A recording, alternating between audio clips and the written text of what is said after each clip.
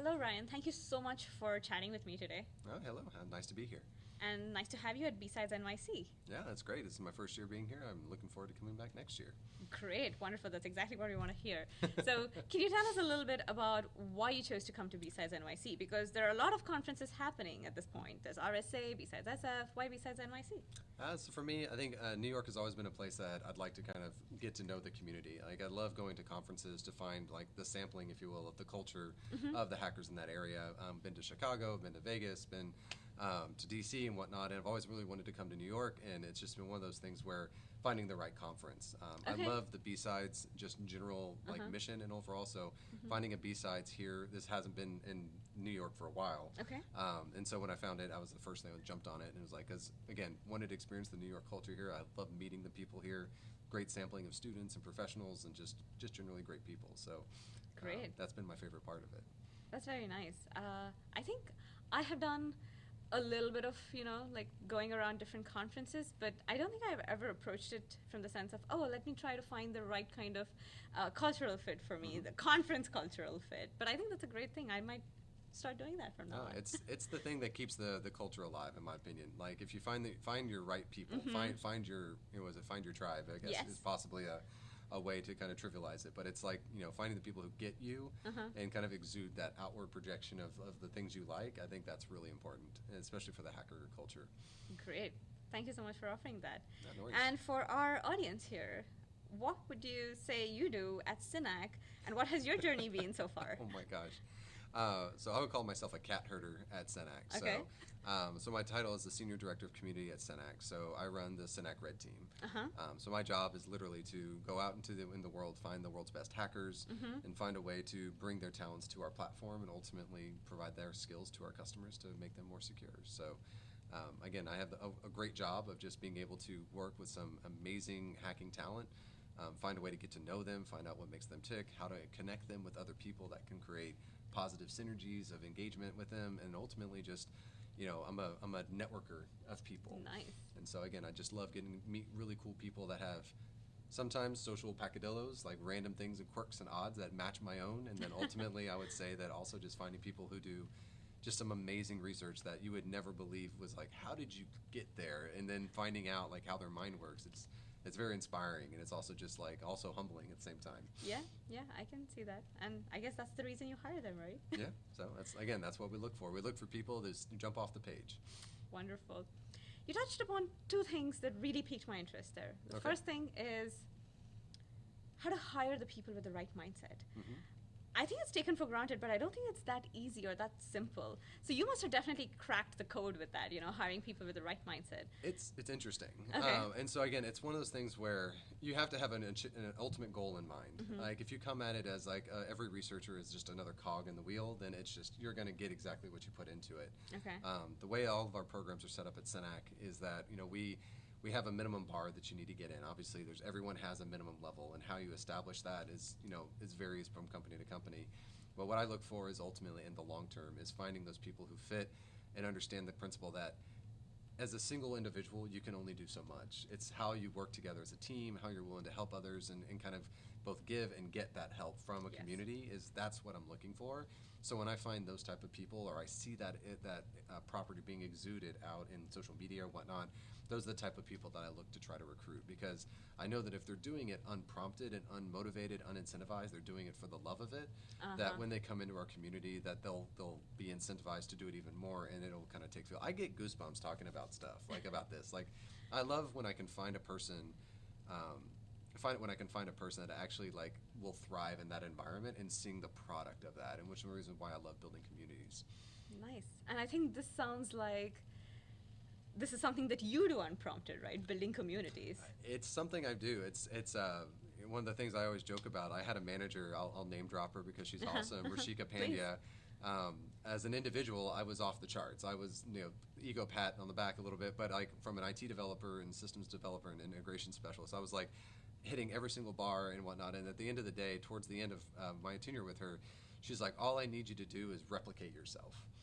And it kind of gave me this goal, like, well, I'm not going to do DNA splicing, I'm not going to do any kind of cloning things, but how can I impact others and provide my skills or my passions and get others excited about them. And so I really got into communities and ultimately becoming a person that spearheads a community around passions or interests of myself. I've been in and around technology and hacking since I was 8.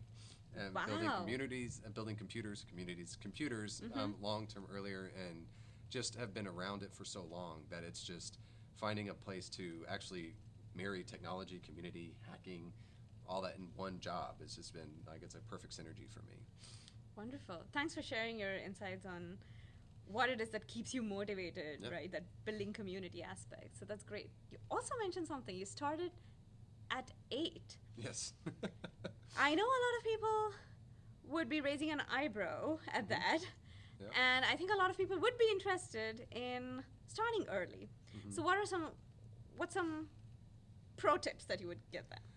I mean, at this point, I would say that there's really nothing holding anyone back. If you really are interested in doing cybersecurity or hacking, there are amount of tools and training that's out there that's for free even to get you started. Determine whether or not you want to continue that interest. It's amazing how much you can get done. The one that I throw out there all the time, like for people who are just interested in the space, they've never done anything before. Portswigger Academy is one of my go-to places that I send people. And again, the reason why the content is really good, it's easy to understand. They give you great resources and links out to other things and topics that are more deep, like database management or the underlying elements of what XSS is. You can go off and research. And again, those are rabbit holes that you can go down. But again, sometimes you don't need to know those. You may just innately understand the concept and be able to execute it. Obviously, the more you know, the better you'll be over long term.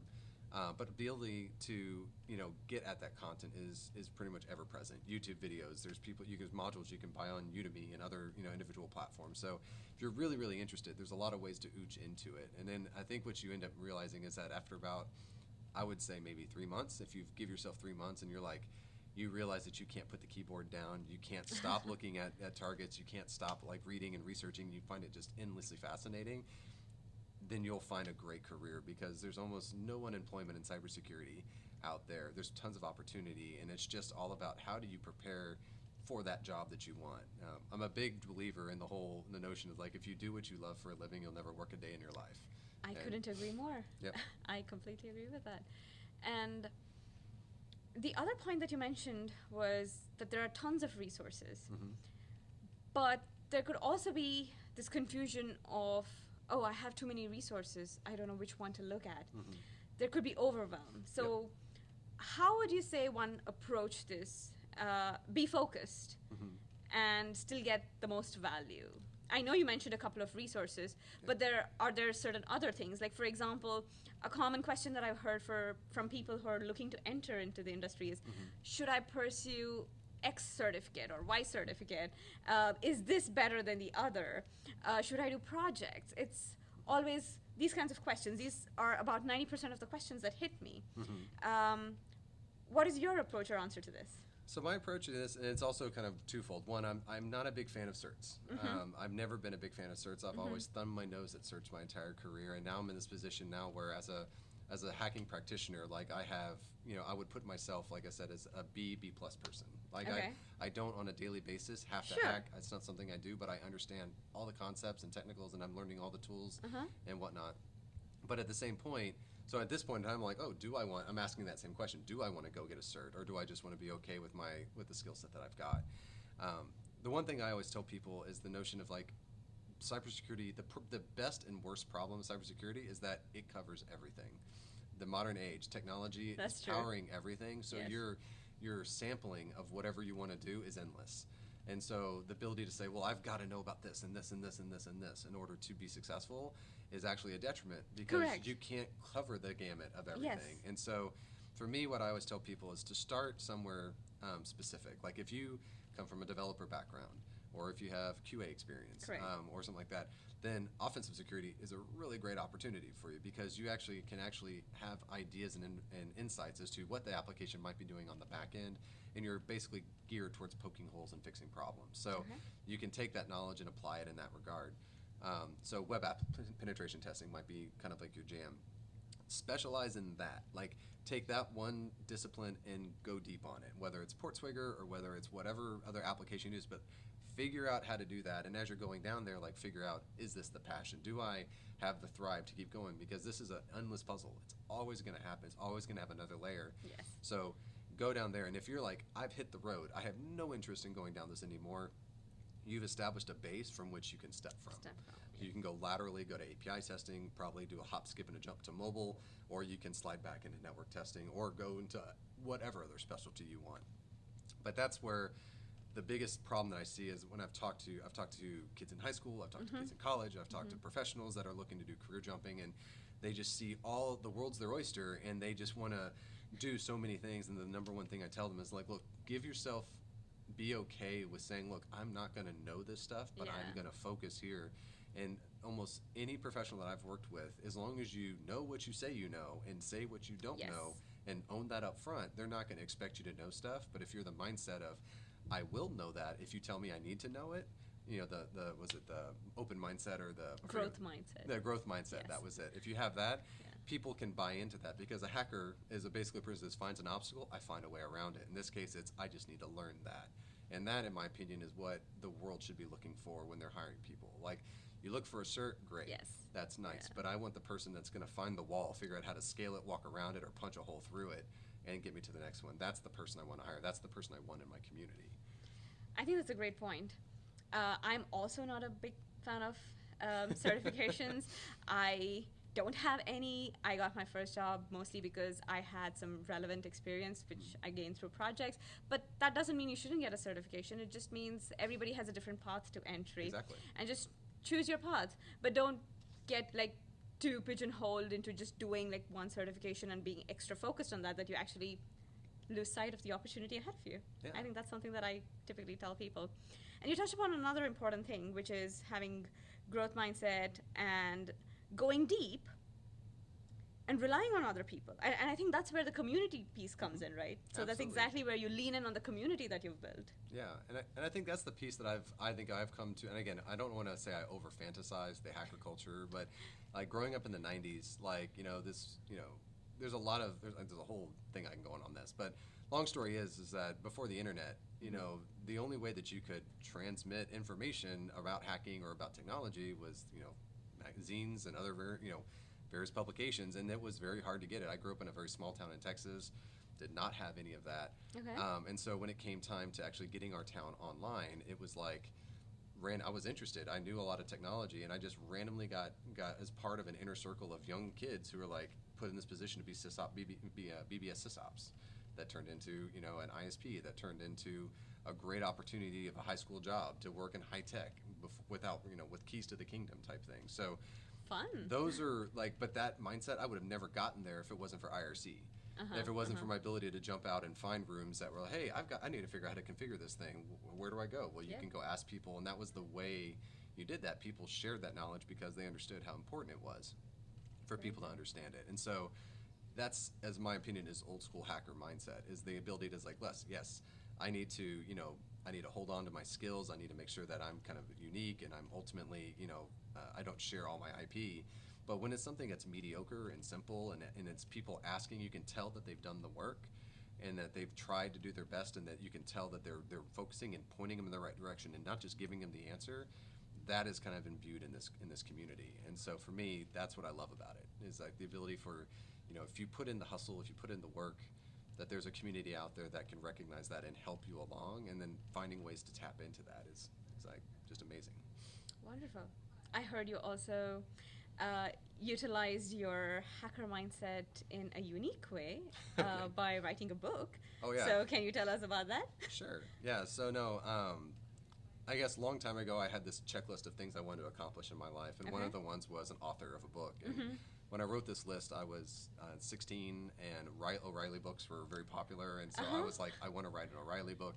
And so when I wrote that goal, I was like, okay, that's what I'm going to write. And I can read manuals left and right. I've actually read more tech manuals than actual books, sadly, and so, which is kind of weird.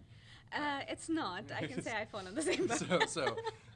And so from my perspective, I started kind of realize I did theater as work as well, and so I wanted to find a way to get creative expression. And so I started like, well, you know, I read a book. I actually read Ready Player One by Ernest Cline, and I love the tone. I was like, you can write like this, and this is actually be sell a lot of money or make a lot of money, whatever. And then I was like, I think I could do this. I could write a book. And so I was like, what would I write about?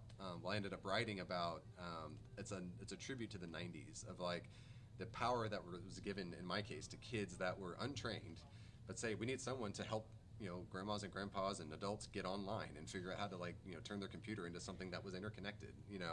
And it's this whole Empire Records meets Halt and Catch Fire meets High Fidelity, but the kind of like the protagonists are all ISP support people, and it's like the shenanigans that go on behind the scenes in the '90s at ISPs and all the craziness. So it's kind of like an homage to that world, if you will.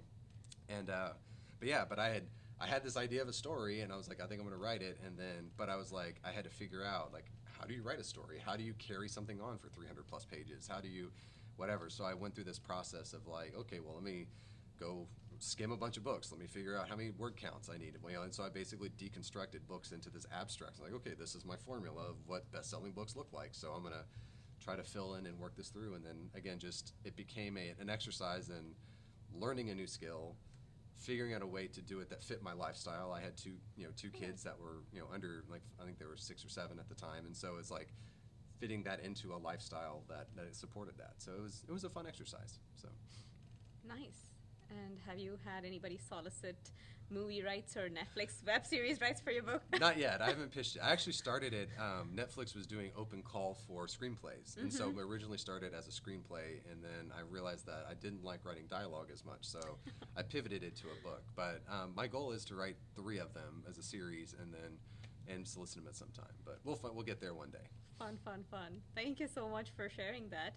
And this is perhaps a curveball. Okay. So, well, not necessarily, but I asked you to put a prompt into ChatGPT about your expertise in your area of expertise, and I believe you asked a question about how do we teach or how do you explain web application penetration testing, and ChatGPT came up with a lot of answers. So. What did you like about it? What did you not like about it? Or what did you think was, that's interesting? I mean, if I would look at it, can I see that real quick? Yeah, absolutely. It gave back like a diatribe of various stuff. So overall, I mean, again, it went straight down the process. Like if you look at the recon, like, whoa, the steps. Sorry about that, the audio. But the steps when I'm looking through it, I mean, it goes you right through the attack chain, the kill chain rather, going through down to the end. But again, the thing where I thought was really interesting is that it went light on the actual penetration testing. It actually went straight into the model. Like, how do you manage it and go? So goes into reporting and remediation as a strong piece. But again, it goes off and talks about becoming a critical component of security program testing, which, I mean, can't get that wrong. You don't need AI to tell that point. So, but no, again, I think it's a great tool. I think what's really interesting, the thing that I love about ChatGPT or just other AI models that are in that space is that people are running in fear from it, right? And it's not something to be feared as much as something a way to harness. And I think so too. And it's a great augmentative tool. Exactly, and I think that there's a lot of repetitive work that we would rather not do. Yes. And I'm finding ways to work that into your life cycle, whatever you're doing, whether you're writing a book or whether you're doing security testing or writing reports or automating something, like finding a way to sanity check your knowledge and potentially grow it and or outsource the remediation of simple outsource the mediocre tasks, if you will. I think it's a great era to be alive. I think it's one thing I love most about the people that are coming up in the industry right now is that the tools have never been more prevalent. If anything, we have an abundance of tools, an abundance of knowledge, an abundance of things, and the notion that you can have like as a sidekick an AI tool that will help you produce quality work. And still be learning at the same time and kind of like learn in line with the AI. I think that's a really novel thing. Like your buddy can be learning the same way you are. So absolutely, I couldn't have put it better. In fact, a lot of academia they're doing a lot of research on human plus AI combination systems and the benefits of that. So I think it'll be interesting to hear and see what the results of those research would be. Yeah. I think one of my favorite, I'll throw this out there because this is one that I thought was most interesting, is I've seen, lawyers doing pro bono work. Historically, have you seen this or not, where lawyers are using ChatGPT to write briefs for them for pro bono work to reduce the amount of work that they have to do to us and still allow them to have more pro bono work or pool money. So for me, That's awesome. If for services that are historically like if it's trivial, like why not have someone help you get it done faster, and then you could do more of that philanthropy or good stuff. So for me, I think that's where I would love to see it go, because I think at the end of the day, like having these artificial gates of required skill, required certifications, or something like that, just so you can get access to an output that you could technically reverse engineer. Correct. Why would you not Yeah. do that? And so I think that's where, again, the meritocracy element of the hacker culture, I think AI is like a natural player in that field. Wonderful. Thank you so much for your time. It was a great chat. Yeah, I really likewise. appreciate the time that you spent here, and I'm so glad you're enjoying BSidesNYC and coming back again next year. That's what we're looking forward to. Great. Thank you so much for your All right. time. No worries. Thank you. Bye.